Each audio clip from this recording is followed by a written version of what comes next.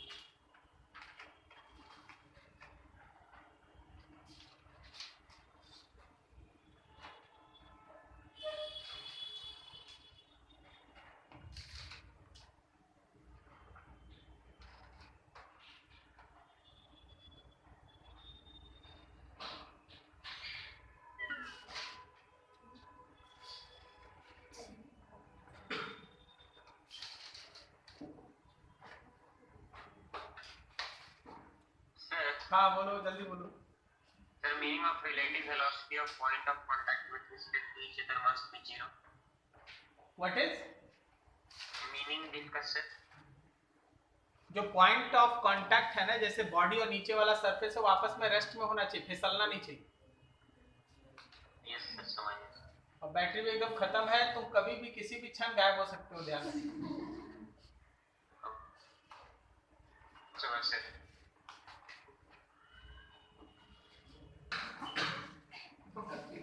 Moral science बदलेगा। जो लोग फिजिकल एजुकेशन पे ध्यान दिया है, जिसको योगासन का आता है, जिसको संस्कृत का आता है, जिसको है ना अपने लैंग्वेज पे कमांड है, उन लोगों का है ना आगे जाके 10 साल में गजब का डिमांड, ठीक है? क्योंकि उस समय है ना बच्चा लोगों को सिखाया जाए कि कैसे है ना मेरा संस्कृति क्या, ठीक है, उसको योगासन करना। अभी देखिए ना, अभी आप देखिए जितना है ना आज से 5 साल पहले है ना कोई भी योगासन करना या इस तरह का जो भी था, उसका एक्टिविटी बहुत कम था। आज कैसे बढ़ा? अभी देखिए कोरोना का सिस्टम है, थोड़ा दिन और चले, हर स्कूल में मैंडेटरी होने वाला है, हर जगह जरूरत है, कारण है इम्यूनिटी बढ़ाना। चलिए काम कर लेते हैं एक और छोटा सा। जब आप किसी पर्टिकुलर बॉडी को रोल कराते हैं, रोल वर्ड है रोल, तो उसके अंदर एनर्जी का भी 3 फॉर्म होता है, ठीक है? बेसिकली जब आप रोलिंग बोलिएगा ना, तो आप हमेशा तैयार रहिए कि रोलिंग के लिए नेसेसरी कंडीशन है कि V equals to R omega होगा जब बॉडी सरफेस पे रहेगा।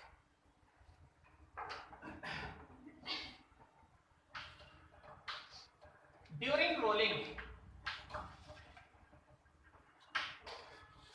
सबसे पहला चीज, point of contact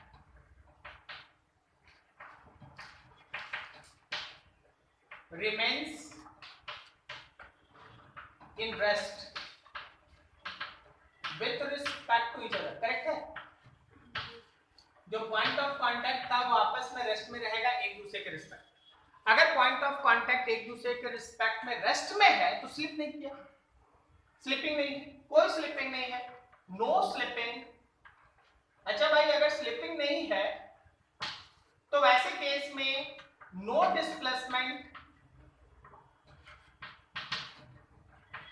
against friction, friction है लेकिन डिस्प्लेसमेंट नहीं है, तो फ्रिक्शन रहा लेकिन डिस्प्लेसमेंट। अभी देखो जैसे मेरे हाथ और इस पर्टिकुलर फिंगर के बीच फ्रिक्शन है लेकिन ये फिसल नहीं रहा, तो अगर ये फिसल नहीं रहा है तो कैन वी से दैट कि एनर्जी इज कंजर्व? नहीं सर, नहीं पता चला। एक हाथ को दूसरे हाथ के रिस्पेक्ट में रखो लेकिन फिसलना नहीं चाहिए, तो वहां हीट जनरेट नहीं हो रहा है। लेकिन जब आप रब करना स्टार्ट करते तब ना हीट जनरेट होता है, ठीक है? तो जब वहां पे फिसलन नहीं है, स्लिपिंग नहीं है, तो वैसे केस में फ्रिक्शन है, उसके अगेंस्ट में कोई डिस्प्लेसमेंट नहीं है, so work done of friction is zero. We can apply conservation of energy. We can apply conservation of energy. तो कहा जाता है कि रोलिंग में सरफेस रफ है, फ्रिक्शन है, but still we can apply conservation of energy. लिखे भी थे ना, ठीक है? रफनेस है, फ्रिक्शन है, रोलिंग हो रहा है, लेकिन आप फिर भी एनर्जी कंजर्वेशन लगा सकते हैं क्योंकि पॉइंट ऑफ कांटेक्ट एक दूसरे के रिस्पेक्ट में रेस्ट में है, कोई स्लिपिंग नहीं है, डिस्प्लेसमेंट नहीं है, फ्रिक्शन है, डिस्प्लेसमेंट नहीं है, उसका किया गया वर्क 0 है, तो कंजर्वेशन ऑफ एनर्जी इज 0। समझ में आया? ठीक है, ऐसे होता है। तो चीजें ऐसे चलेंगी और इसके बेसिस पे फिर हम अगले दिन से है ना नेक्स्ट डेरिवेशन स्टार्ट करेंगे, ठीक है?